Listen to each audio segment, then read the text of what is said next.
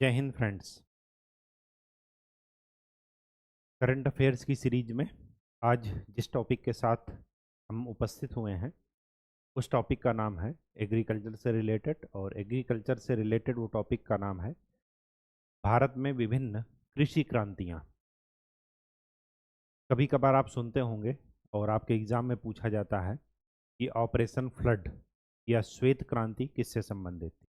तो इन्हीं सब चीज़ों से रिलेटेड हरित क्रांति आपने सुना होगा, खाद्यान्न से संबंधित थी, जिसकी वजह से भारत जो है क्या हुआ, खाद्यान्न के क्षेत्र में आत्मनिर्भर हुआ।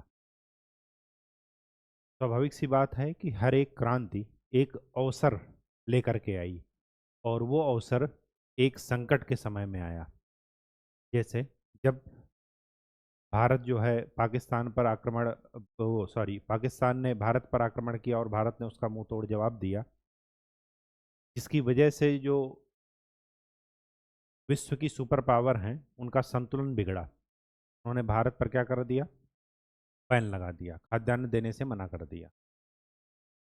जब खाद्यान्न देने से मना कर दिया तो स्वाभाविक सी बात है कि भारत उस समय क्या करेगा, खाद्यान्न के क्षेत्र में दूसरी कंट्रीज से बातचीत करके आयात करेगा, और साथ में ये भी प्रॉब्लम देखेगा कि अगर भविष्य में भी ऐसा हो सकता है तो इस वजह से सबसे पहले क्या बनो, इंडिपेंडेंट बनो इस क्षेत्र में, ताकि दूसरे पर डिपेंडेंसी कम से कम रहे, निर्भरता कम से कम रहे। तो इन्हीं सब चीज़ों से रिलेटेड विभिन्न कृषि क्रांतियों को टॉपिक हम स्टार्ट करते हैं। चलिए, भारत में विभिन्न कृषि क्रांतियाँ।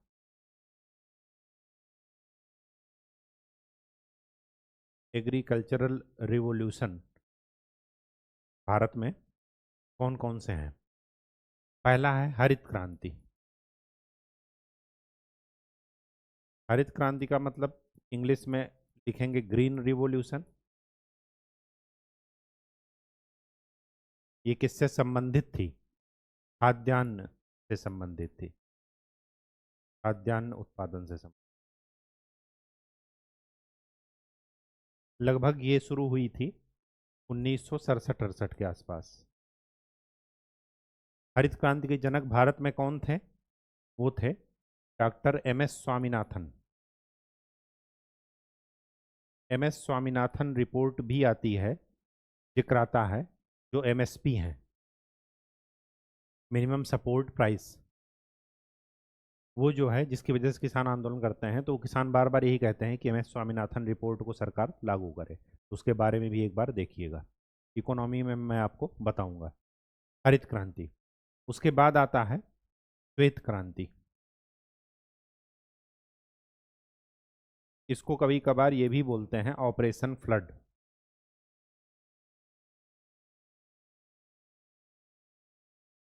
ठीक, या व्हाइट रिवॉल्यूशन।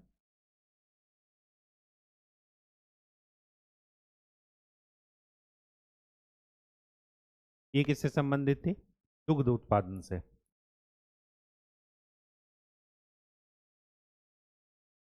इसके सपोर्टर कौन थे, वो थे डॉक्टर वर्गीज कुरियन। इनका नाम जरा ध्यान में रखिएगा, ये पूछा जाता है। ठीक है, इसके बाद आती है येलो, पीली क्रांति, येलो रिवॉल्यूशन। ये किससे संबंधित है, तिलहन उत्पादन से, सरसों, तिल, ये सब तिलहन फसलें जो हैं।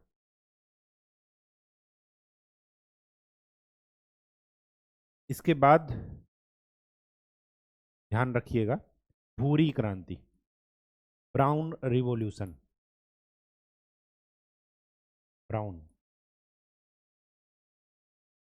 ये किससे संबंधित है, उर्वरक उत्पादन से संबंधित है, उर्वरक उत्पादन से। ठीक है, फिर आती है खाकी क्रांति। ऐसा कोई क्रम नहीं है, ना ही क्रम से मैंने याद किया है, ना आपको जरूरत है याद करने की। बस आपको कुछ जो है इसमें टर्म से रिलेटेड आपको क्वेश्चन आएंगे कि ये क्रांति किस क्षेत्र से संबंधित है। तो खाकी क्रांति है चमड़ा से संबंधित, चमड़ा उत्पादन। ठीक है। इसके बाद जो क्रांति आती है वो आती है कृष्ण या काली क्रांति या ब्लैक रिवॉल्यूशन। ये बायोडीजल या कच्चा तेल से संबंधित है, कच्चा तेल के उत्पादन से संबंधित है। ठीक। बादामी क्रांति, ये संबंधित है मसालों के उत्पादन से।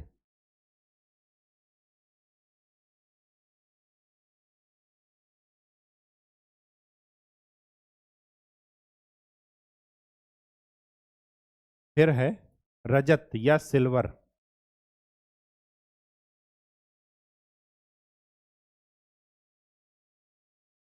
ये किससे संबंधित है? अंडा उत्पादन से।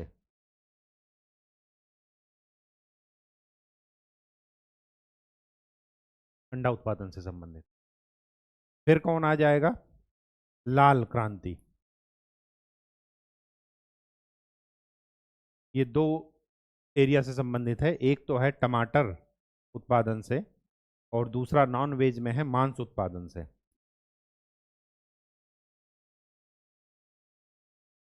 मांस उत्पादन से संबंधित।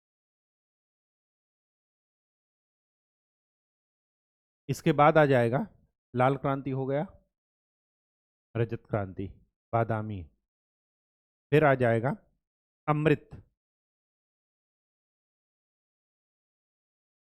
ये थोड़ा मोस्ट इंपॉर्टेंट लगा लीजिएगा क्योंकि ये अधिकतर न्यूज में रहता है। ये है नदी जोड़ो परियोजना, जो रिवर वाटर लिंकिंग प्रोग्राम है उनसे संबंधित है, नदी जोड़ो परियोजना।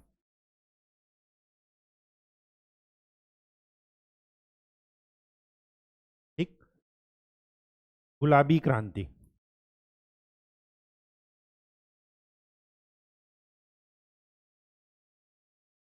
ये है झींगा मछली से संबंधित, झींगा मछली के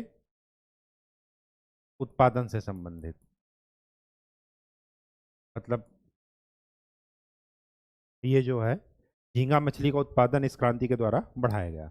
अच्छा, केवल मछली पूछा जाए तो वो है नीली क्रांति, ब्लू रिवॉल्यूशन।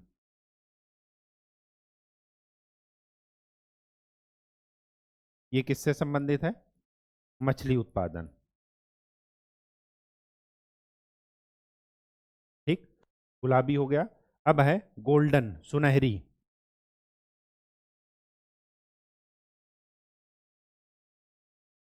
ये है फलों के उत्पादन से संबंधित।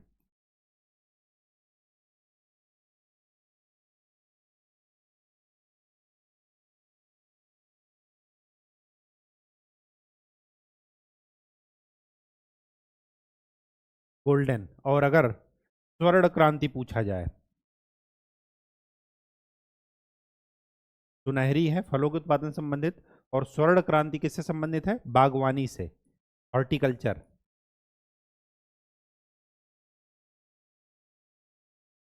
हॉर्टिकल्चर। ठीक। तो ये आपकी कुछ मुख्य क्रांतियां हुई। एक और छूट गई है, वो भी लिख लीजिए। गोल क्रांति, ये है आलू के उत्पादन से संबंधित।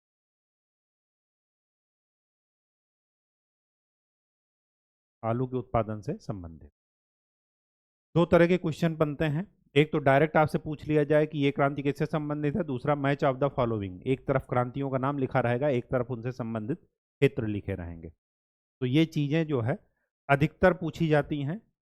तो 10-15 मिनट के टॉपिक में अगर एक टॉपिक आपका तैयार हो जाता है, एक नंबर का स्कोर आप पूरी तरीके से उस पर कमांड रख लेते हैं, कंफर्म कर लेते हैं कि हमारा ये क्वेश्चन गलत नहीं होगा, तो ये अपने आप में अचीवमेंट है। क्यों? क्योंकि हमेशा याद रखिएगा कि सिलेक्शन की दौड़ में जिस क्वेश्चन को सब लोग सही कर रहे हैं उस क्वेश्चन को आपको गलत नहीं करना है। जिस क्वेश्चन को सबने सही किया अगर आप उसको गलत करके आ गए तो आप वैसे भी सिलेक्शन की दौड़ से बाहर हैं। तो ये काफ़ी स्कोरिंग टॉपिक्स होते हैं, तो इनका ज़रा आप ध्यान रखिएगा। आज के लिए इतना ही। नेक्स्ट लेक्चर में हम लोग किसी नए टॉपिक पर बात करेंगे। तब तक के लिए खूब अच्छे से पढ़ाई कीजिए और प्रीवियस ईयर क्वेश्चन देखते रहिए। धन्यवाद।